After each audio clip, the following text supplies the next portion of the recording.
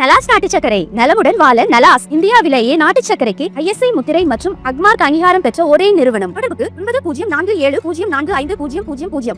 ரத்தன் டாடா மட்டும் இருந்திருந்தால் விமான விபத்தில் உயிரிழந்தவர்களுக்கான நிவாரணம் வழங்குவதில் இவ்வளவு தாமதம் ஏற்பட்டிருக்காது என்று அமெரிக்க வழக்கறிஞர் ஒருவர் தெரிவித்துள்ளார்.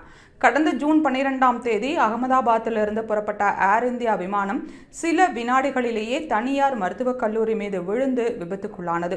இதில் 147 பயணிகளும் அப்பகுதியைச் சேர்ந்த 19 பேரும் உயிரிழந்தனர். இந்த விபத்தில் உயிரிழந்தவர்களின் குடும்பங்களுக்கு தலா 1 கோடி ரூபாய் நிவாரணம் வழங்கப்படும் என டாடா குழுமம் அறிவித்தது.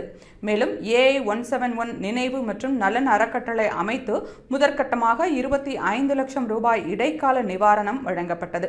ஆனால் ஆவண சரிபார்ப்பு உள்ளிட்ட காரணங்களால் பல குடும்பங்களுக்கு இன்னும் முழு தொகை வழங்கப்படவில்லை. இதையடுத்து 65 குடும்பங்களின் சார்பில் அமெரிக்க வக்கீல் மைக் ஆண்ட்ரூஸ் ரத்தன் டாடா உயிரோடு இருந்திருந்தால் இத்தகைய தாமதம் நடந்திருக்காது என தெரிவித்துள்ளார்.